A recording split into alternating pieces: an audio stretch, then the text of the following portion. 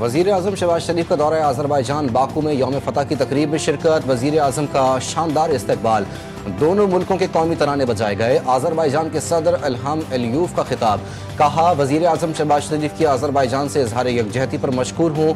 पाकिस्तान और तुर्किया ने जिस तरह साथ दिया उसको कभी फरामोश नहीं किया जाएगा। तकरीब से तुर्क सदर का भी खिताब, बोले अज़रबैजान की हुकूमत और अवाम को यौम फ़तह की मुबारकबाद देते हैं।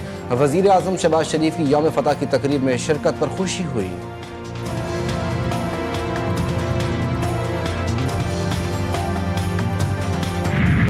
विफाकी काबीना ने 27वीं आईनी तरमीम की मंजूरी दे दी। मुसविदा सामने आ गया। आईनी अदालत के क़याम की तजवीज़, जजेस के ट्रांसफर को जुडिशल कमीशन के सपुर्द करने की तजवीज़।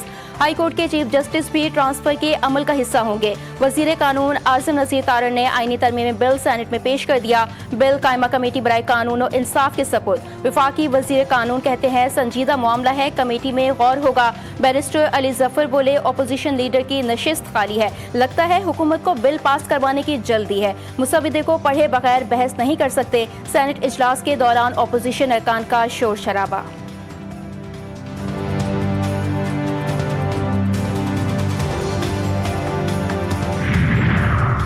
वज़ीर आज़म शहबाज शरीफ कहते हैं कि मुल्क के वसी मफाद में 27वीं आईनी तरमीम के लिए सब ने मिलकर कोशिशें की। आईनी तरमीम पर नवाज शरीफ को एतमाद में लिया, सदर जरदारी को भी एतमाद में लिया गया। बिलावल भुट्टो, खालिद मकबूल सिद्दीकी समेत तमाम जमातों के सरबराहान से मशावरत की। उन्होंने मुसव्वदे की भरपूर तायद की। सियासी और मुआशी इस्तेहकाम की बदौलत मुल्क की समत दुरुस्त हुई। मुल्क की तरक्की और खुशहाली के लिए सबको मिलकर काम करना होगा।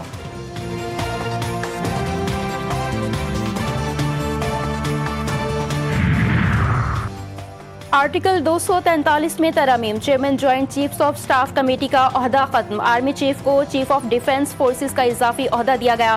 फील्ड मार्शल को कौमी हीरो का दर्जा देने और ताहयात मराद देने की तजवीज़। 27वीं आईनी तरमीम बिल 2025 का मुसविदा सामने आ गया। 48 आर्टिकल्स में मुख्तलिफ तरमीम शामिल। फेडरल कॉन्स्टिट्यूशन कोर्ट के क़याम की तजवीज़। सुप्रीम कोर्ट से अलहदा नई वफाकी आईनी अदालत कायम करने की शिक। चीफ जस्टिस विफाकी आईनी अदालत की मुद्दत मुलाजमत 3 साल मुकर्रर। विफाकी आईनी अदालत के जज 68 वर्ष की उम्र में रिटायर होंगे। आईनी अदालत को विफाक और सूबों के दरमियान तनाज़ात सुनने का इख्तियार होगा। विफाकी आईनी अदालत और सुप्रीम कोर्ट के फैसले एक दूसरे पर लाजिम नहीं होंगे।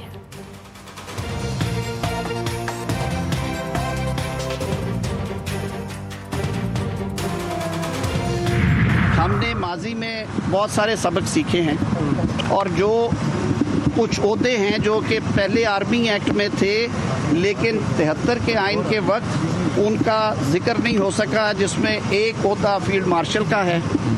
इसी तरह दुनिया में रवाजन एयर चीफ के लिए और नेवल चीफ के लिए भी इसके पैरेलल ओहदे मौजूद हैं, तो उनका जिक्र करना भी ज़रूरी समझा गया है। 73 के आइन में फील्ड मार्शल के ओहदे का जिक्र नहीं था। वज़ीर कानून आज़म नज़ीर तारड़ कहते हैं दुनिया भर में एयर चीफ और नेवल चीफ के लिए भी मुतवाज़ी ओहदे मौजूद हैं। उनका 27वीं तरमीम में जिक्र करना ज़रूरी समझा गया। कौमी हीरोज़ को जो एजाज़ात से नवाजते हैं, ये रैंक के साथ अलामती टाइटल भी होता है। तजवीज़ है कि फील्ड मार्शल का टाइटल ताहयात होना चाहिए। उनकी कमांड मौजूद है, वो इसी तरह रेगुलेट होती रहेगी।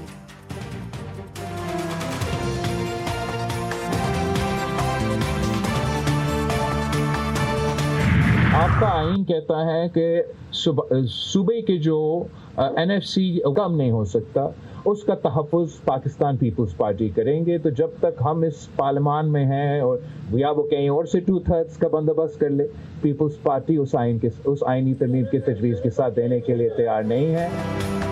और पीपल्स पार्टी का 27वीं तरमीम के 3 नुकात पर हुकूमत की हिमायत का ऐलान। बिलावल भुट्टो ने कहा कि आर्टिकल 243 में तरमीम पर हुकूमत की हिमायत करेंगे। 27वीं तरमीम से जमहूरियत को कोई खतरा नहीं, सदर के इख्तियारात पर कोई असर नहीं होगा। आईनी अदालतें बननी चाहिए। जजेस के ट्रांसफर का इख्तियार जुडिशल कमीशन के पास होना चाहिए। NFC में सूबों के फंड्स कम करने की मुखालिफत करेंगे।